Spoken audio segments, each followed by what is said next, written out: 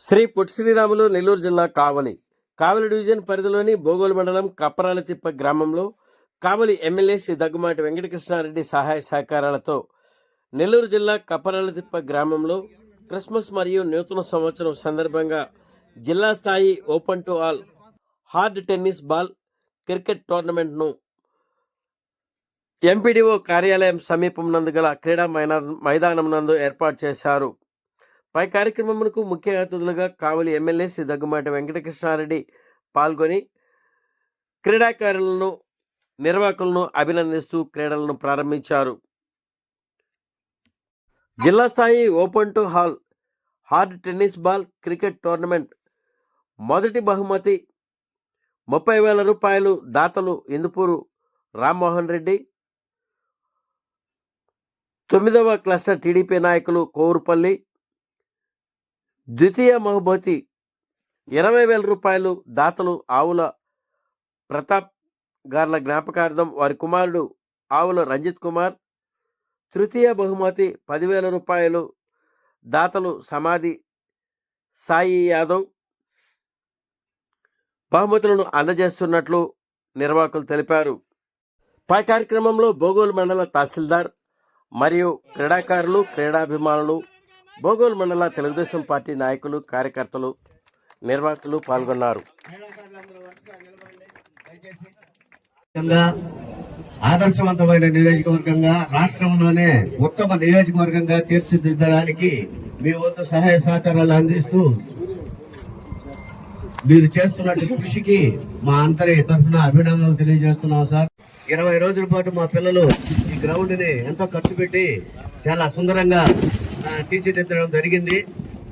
మాకు ఈ గ్రౌండ్ ని క్రికెట్ మినీ స్టేడియంగా తయారు చేయడానికి మీరు ఇప్పుడే ఇంతకు ముందే మాకు హామీ ఇచ్చారు. మా గ్రామం తరఫున మీకు అందరికి ప్రత్యేక ధన్యవాదాలు తెలియజేస్తున్నాం సార్. అదేవిధంగా మీరు కేటాయించడం జరిగింది సార్. అయితే అది అల్లూరు పంచాయతీ, అల్లూరు మండలంలో ఉంది, సింగపేట పంచాయతీలో అని చెప్పేసి నిధులు మళ్ళీ అటు డైవర్ట్ చేయడం జరిగింది. అది ఒక మేజర్ ఇష్యూ సార్. తర్వాత దాదాపు ఒక 500-600 ఎకరాలు ముంపు ప్రాంతంలో ఉన్నాయి సార్. ఆ ముంపు ప్రాంతంలో చిన్న వర్షం పడ్డా కూడా పై పక్క ఆ పొలాలన్నీ మునిగిపోతా ఉన్నాయి. అక్కడ దొంగ తూము అని చెప్పేసి ఒక తూము ఉంది సార్. ఆ తూములో బ్రిటిష్ వాళ్ళ కాలంలో నిర్మించిన తూము అది. ఆ తూము ఒక మంచి క్రీడా ప్రాంగణాన్ని ఏర్పాటు చేసిన యూత్ అందరికీ కూడా పేరు పేరున ధన్యవాదాలు తెలియజేస్తున్నా. దీన్ని తప్పకుండా క్రీడా మైదానంగానే ఉంటే అన్ని విధాలా బాగుంటుంది అనిపిస్తుంది. కాబట్టి తప్పకుండా మీరు అందరూ కూడా నాకు ఒక రిప్రజెంటేషన్ ఇస్తే దీని మీద నేను కలెక్టర్ గారికి పంపించి దీన్ని క్రీడా మైదానంగా ఆర్డర్ ఇప్పించేదానికి ప్రయత్నం చేస్తానని కూడా మీ అందరికి కూడా తెలియజేస్తూ ఉన్నా.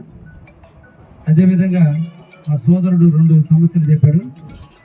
ముఖ్యంగా మూర్తిరాజువారిపాలెం ఆ ప్రాంతం అంతా కూడా సింగపేటలో ఉన్నటువంటి, కులోపాడులో ఉన్నటువంటి అన్ని కూడా రెవెన్యూ విలేజ్ ఇక్కడ వరకు ఉంది.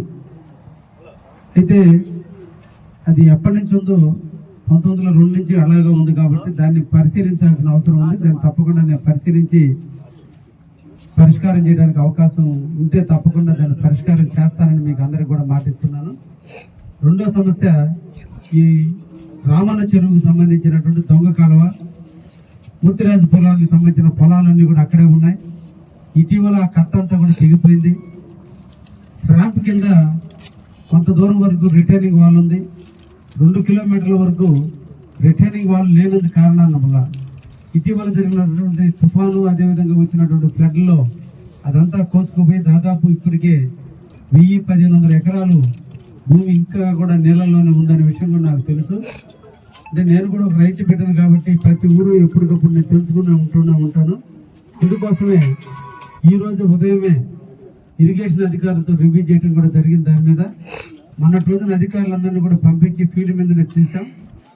ఈ అల్లూరు కింద పెట్టేటప్పుడు ఈ సింగపేటకు సంబంధించిన నిధులు పెట్టడంలో కొంచెం లేట్ అయినందువల్ల మళ్ళీ ఈ రోజే మూర్తివారి పాలెం కానీ లేదంటే దొంగ కాలం కానీ వీటన్నిటి కూడా దాదాపు 70 లక్షల రూపాయలు ఈ రోజు ఉదయమే నేను కలెక్టర్ గారికి పంపడం జరిగింది. ఆ కట్ట మీరు అందరూ నడిచిపోయి ఒడ్లు తోలుకోవడానికి కానీ పిండి కట్టలు ఎత్తుకుపోయడానికి ఆ కట్ట డ్యామేజ్ అయిపోయింది. మీరు చెప్పింది 100% వాస్తవం. దానికి మరమ్మతులు చేయడానికి కానీ లేదంటే ఆ తూటాక అంతా తీసేసేదానికి కానీ ఆ కాలువలో ఉన్నటువంటి అంతా కూడా పూడికలన్నీ కూడా తీసేదానికి 70 లక్షల రూపాయలు ఇప్పుడు మంజూరు కూడా చేపించేదానికి కలెక్టర్ కూడా పంపించడం జరిగింది. 19-20 తేదీలో కలెక్టర్ దగ్గర నుంచి ఆర్డర్ కూడా వచ్చేటట్టుగా కూడా మీకు ప్రయత్నం చేస్తానని కూడా ఈ సందర్భంగా తెలియజేస్తూ, యువత సంక్రాంతి వస్తుందంటే చలికాలం ప్రతి మనిషికి బద్ధకం ఉంటుంది. ఈ టైంలో యువత అంతా కూడా ఆటపాటలతో శరీరానికి చలిలో ఉన్నటువంటి శరీరాన్ని వేడి చేసుకోవడం కొరకు మన పూర్వీకులు ఎప్పటి నుంచో కూడా ఆటలు సంక్రాంతి నెలలో ఆటలు ఆడటం అనేది ఒక ఆనవాయితీగా పెట్టారు.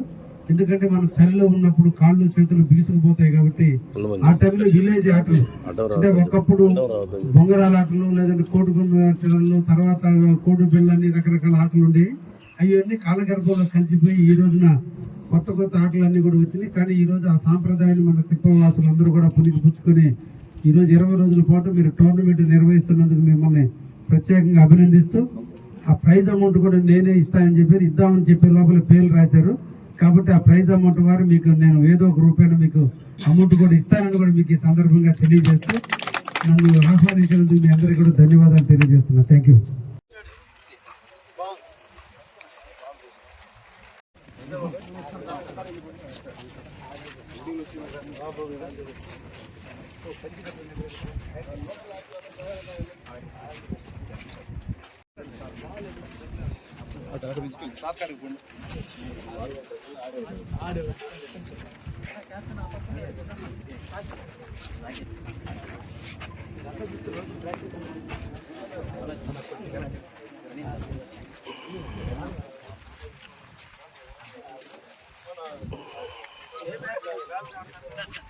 బాబాయ్ సైడ్ కుండు ఎంకన్నా సైడ్ కుండు మీ ఇద్దరు కెప్టెన్లు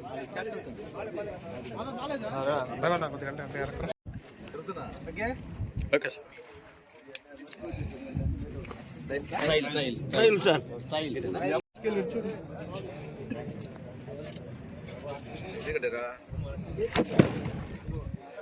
ఓకే సార్